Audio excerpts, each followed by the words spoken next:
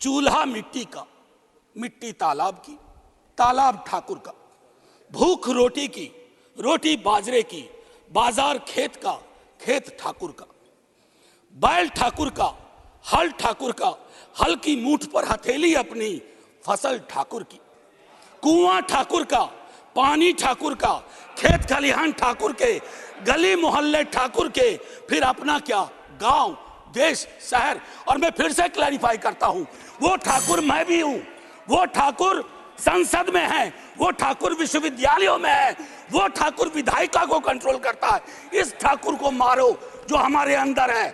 कि इतिहास में, संसदीय लोकतंत्र के इतिहास में ऐसे क्षण आते हैं जब ये कहना मुश्किल हो जाता है, जो मीडिया के लोग पूछते हैं बाहर, आइज और नोज। ये मसला यस और नो का नहीं है माननीय उपसभापति जी, ये मसला हमारे देश की तारीख से जुड़ा हुआ है। ये मसला इस बात से जुड़ा हुआ है जो प्रधानमंत्री जी ने अभी बीते दिनों सेंट्रल हॉल में कहा था, कैनवस बड़ा होगा, आकृति बड़ी होगी। बड़ा कैनवस है लेकिन आकृति छोटी गढ़ी जा रही है, और ये इतिहास स्मरण करेगा, ये मैं आपके माध्यम से कहना चाहता हूं। अब नारी शक्ति वंदन अधिनियम, मुझे तो समझ में नहीं आया कि ये लेजिस्लेशन है या किसी तरह का धार्मिक ग्रंथ की एक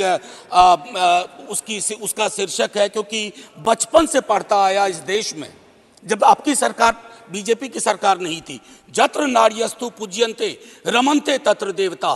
पता नहीं देवता रमन करते हैं कि नहीं, लेकिन हमने इस श्लोक के बावजूद महिलाओं का मोलेस्टेशन देखा, घरेलू हिंसा देखी, सबसे ज्यादा रेप परिवार नाम की संस्था में देखा, जिसका आंकड़ा खुद सरकार देती है।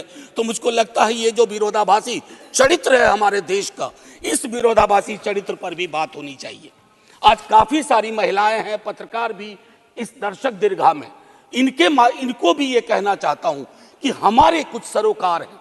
इस देश में ऐसा नहीं चल सकता कि एक तरफ ये श्लोक पढ़ा जाए और दूसरी तरफ हम उस जुबान को छोड़ दें जो संविधान से आती है। मैडम, संविधान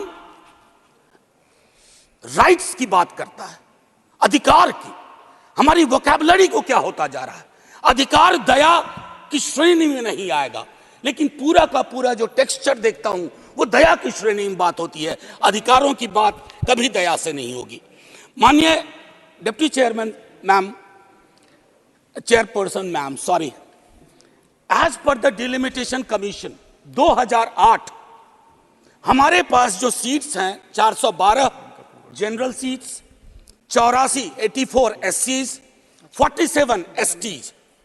अब हम क्या कर रहे हैं इस बिल के माध्यम से, 84 और 47 के अंदर 1/3 कर रहे हैं। क्या यह अन्याय नहीं है? एग्जिस्टिंग सीट्स में नहीं, जो 33% आ रहा है उसके अंदर, जिसका आंकड़ा अभी के हिसाब से 136 सीट बैठता है, उसमें एससी, एसटी और ओबीसी की व्यवस्था हो। क्योंकि देखिए, मैं आपके माध्यम से कहूं, हर महिला को बहुत मुश्किल से आगे बढ़ना पड़ता है, ये आप भी जानती हैं। और खास करके पिछड़े वर्गों की महिलाएं, अनुसूचित जाति, जनजाति की महिलाएं, उनका डिप्रिवेशन और वल्नरेबिलिटी बाकियों से ज्यादा होती है। हैंड होल्डिंग करने के लिए कोई नहीं होता है, हैंड होल्डिंग करने के लिए कोई नहीं होता है।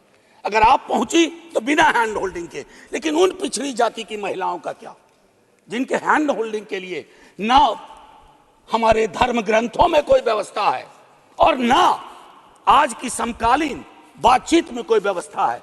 रेटोरिकली हम कुछ भी कह दें, मेरा सिर्फ आपके माध्यम से कहना होगा कि हमारी पार्टी, आज मैं स्मरण कर रहा हूं, हमारे राष्ट्रीय अध्यक्ष लालू प्रसाद यादव जी, भगवतिया देवी, कई लोग जानते होंगे, पत्थर तोड़ने वाली महिला थी, पत्थर तोड़ने वाली, हम ना सहबो गाली भैया, हम ना सहबो गाली। वहां से, गया से निकल करके वो संसद तक पहुंची। क्या उसके बाद भगवतिया देवी आ पाई, फूलन देवी आ पाई? वो इसलिए नहीं आ पाई कि हम आपको दोष नहीं देते हैं, हमारी व्यवस्थाएं संवेदन शून्य है। मैं तो आग्रह करूंगा तमाम साथियों को, आप किसी भी दल में हो, आज एक बार उससे बाहर निकल करके सोचिए। यह ऐतिहासिक क्षण सचमुच ऐतिहासिक होगा अगर हमने आज इतिहास को व्यापक कैनवस पर देखा। जो प्रधानमंत्री जी कहते हैं, और प्रधानमंत्री जी की कथनी और करनी में फासला नहीं होना चाहिए। और यह फासला इसलिए नहीं होना चाहिए कि बड़े दूर फासले पे लोग खड़े हैं, अत्यंत पिछड़ी जातियों के लोग। मैडम, आप, अगर आपके माध्यम से मेरी बात पहुंच रही हो तो आज मैं आग्रह करूंगा तमाम साथियों से, चिंता न करिए दलीय व्हिप की। दलीय व्हिप समाज की व्यवस्था पे भारी होना चाहिए, इसलिए मैंने कहा समर्थन विरोध नहीं। आज भी मौका है, इसको सेलेक्ट कमेटी में भेज करके एससी एसटी और ओबीसीज को इनकॉर्पोरेट किया जाए। नहीं, आज हम नहीं करेंगे, हम ऐतिहासिक गुनहगार होंगे। मैं यकीन के साथ कहता हूं, बाहर लोग वॉच कर रहे हैं, कहेंगे कि तुमने क्या किया। ये व्यवस्था ऐसे नहीं बदली जाती है। तो मैं आपसे आग्रह करूंगा आपके माध्यम से कि अपने दायरों से अलग होकर के आप जब ओबीसीज की बात करते हैं तो ये रेटोरिक से आगे बढ़ना चाहिए, हमारी चिंताओं में आना चाहिए। ये नहीं होगा कि बाबा साहब भीमराव अंबेडकर को माला भी पहनाए और उनकी बात को आत्मसात न करें। ये जो फर्क हमारे इसमें आ रहा है, इससे कई तरह के विरोधाभास का जन्म हो रहा है। मैडम चेयरपर्सन, मैं आपको कहूं कि कोटा विद इन कोटा की जब हम बात करते हैं तो उसमें एक टर्म आता है जो एक अमेरिकन सिविल राइट एक्टिविस्ट ने 89 में दिया, इंटरसेक्शनैलिटी। अब ये इंटरसेक्शनैलिटी को, चूंकि मैं हिंदी में बोल रहा हूं, आज मैंने सुबह इसका अनुवाद बहुत ढूंढा, उसके अनुवाद में एक अनुवाद आया प्रतिच्छेदन। इंटरसेक्शनैलिटी का मतलब होता है कि हम हर लेयर की एजेंसीज और उसके अंदर की क्या विधाएं हैं, उसके आधार पर अपना चरित्र, अफर्मेटिव एक्शन प्रोग्राम को यह देखना होगा। जो खास करके वंचित समाज की महिलाएं हैं, मैं उनके बारे में कहूं, आपको एक बार अपना नजरिया साफ करना होगा। अगर चश्मा लगाती है सरकार, धूप का चश्मा नहीं, अगर सचमुच का चश्मा लगाती है तो उसके पावर बदलिए, उसको साफ करिए और ये तय करिए कि आज जब हम यहां से उठें तो एक कमिटमेंट दें ओबीसी वर्ग को। और ये मैं बार बार दोहरा रहा हूं कि 33% के को एग्जिस्टिंग में मत इनकॉर्पोरेट कीजिए, इट शुड बी सेपरेट। नई व्यवस्था में नया 33% विदाउट टचिंग एससीज एंड एसटीज, ये करिएगा तो क्रांतिकारी कदम होगा। अक्सर हम लोग अपने प्रिविलेजेस को नहीं देखते हैं। मेरा सरनेम एक प्रिविलेज है, नीरज भाई का सरनेम एक प्रिविलेज है। हमारे सरनेम ने हमें प्रिविलेज दिए हैं। उन सरनेम्स को देखिए जिनके पास ये प्रिविलेज नहीं है। नहीं, ऐसे ही मैं बहुत अच्छा किया। मैं ये कहना चाह रहा हूं मैम चेयरपर्सन, मैं ये कहना चाह रहा हूं कि प्रिविलेज का जो व्याकरण है वो खत्म ही नहीं हो रहा है। मैंने पहले भी सदन में कहा था कि इस देश में शायद there is nothing in name but everything is there in the surname. उनके संघर्ष, उनका जीवन कठिन लगातार होता जाता है। और एक ऐतिहासिक तथ्य बताऊं, 31 में बेगम शहनवाज और सरोजनी नायडू ने संविधान बनने से बहुत पूर्व इक्वल रिप्रेजेंटेशन की बात की थी। हम काहे को अटके पड़े हैं 33 पर? मेरी तो समझ में नहीं आ रहा कि 33 के साथ क्या रिश्ता है हमारा। ये 50 क्यों नहीं हो सकता? ये 55 क्यों नहीं हो सकता? आपका पूरा का पूरा वर्ग चरित्र बदल जाएगा। आप नहीं चाहते हैं कि भगवतिया देवी यहां आए? हमेशा एक खास सरनेम, मैं तो बार बार कह रहा हूं कि जो अलग अलग दलों में भी हैं, अगर वो पहुंचे हैं यहां तक अपने संघर्ष से, तो उनको आज ये आवश्यकता है, उनको ये भरोसा दिलाया जाए कि ऐसी कोई चीज आगे नहीं होगी, सबके लिए खुलेगा। आपकी ये जो नई पार्लियामेंट है हमारी, ये रंगीन ज्यादा होगी। इंद्रधनुष में कई रंग होते हैं। हम ये कौन सा बिल ला रहे हैं जिसमें ब्लैक एंड व्हाइट के बाद शेड्स ऑफ ग्रे भी नहीं है? अगर हमारा उद्देश्य डिपेंडिंग ऑफ डेमोक्रेसी है तो कदम उस दिशा में बढ़ाने होंगे। मैंने पहले भी कहा था कि 2010 में हमारा रिप्रेजेंटेशन देखिए, उसमें हमने SC, ST, OBC and minorities की बात की थी। और हम इसलिए नहीं कर रहे हैं, हम चाहते हैं कि वर्ग चरित्र बदले।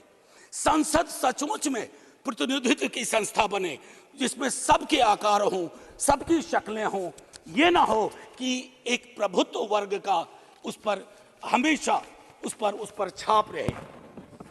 अब मैं कहूं कि अभी जातिगत जनगणना कल शाम के बाद, मैम चेयरपर्सन, अब मैं आपका अटेंशन चाहता हूं। कल शाम के बाद इस देश में लोकसभा में बिल पास हुआ, उससे ज्यादा इस बात की चर्चा हो रही है ओबीसी के साथ नाइंसाफी हुई।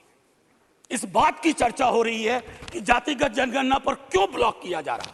और मैं ये कह रहा हूं, हमारे सीएम नीतीश जी और तेजस्वी जी डिप्टी सीएम, उन्होंने जातिगत सर्वेक्षण कराया। 28 अगस्त को मेरे पास दोनों एफिडेविट है। पहले एफिडेविट कौन लेके गए? सरकार।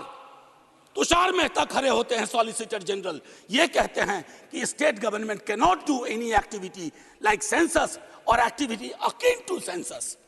लेकिन शाम तक जब अप्रोर होता है, दूसरी एफिडेविट आती है, कहती है गलती से वो पैराग्राफ लग गया था। सरकारें ऐसी गलतियां नहीं करती हैं, ये मानस करवाता है, ये प्रेजुडिस माइंड करवाता है। मैम चेयरपर्सन, बस ज्यादा नहीं लूंगा।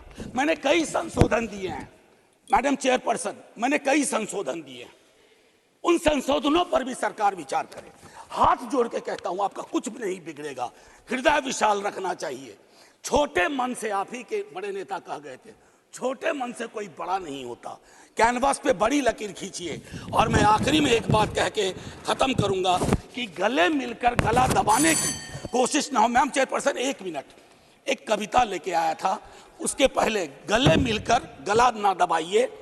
और ये कविता पढ़ के खत्म करूंगा और जय हिंद बोल दूंगा।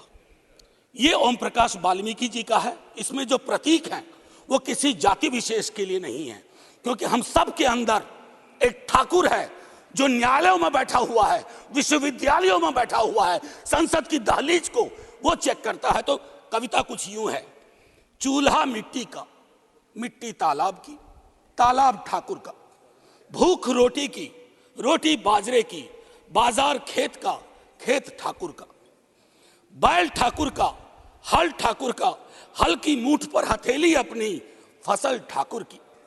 कुआं ठाकुर का, पानी ठाकुर का, खेत खलिहान ठाकुर के, गली मोहल्ले ठाकुर के, फिर अपना क्या, गांव, देश, शहर। और मैं फिर से क्लैरिफाई करता हूं, वो ठाकुर मैं भी हूं, वो ठाकुर संसद में है, वो ठाकुर विश्वविद्यालयों में है, वो ठाकुर विधायिका को कंट्रोल करता है। इस ठाकुर को मारो जो हमारे अंदर है।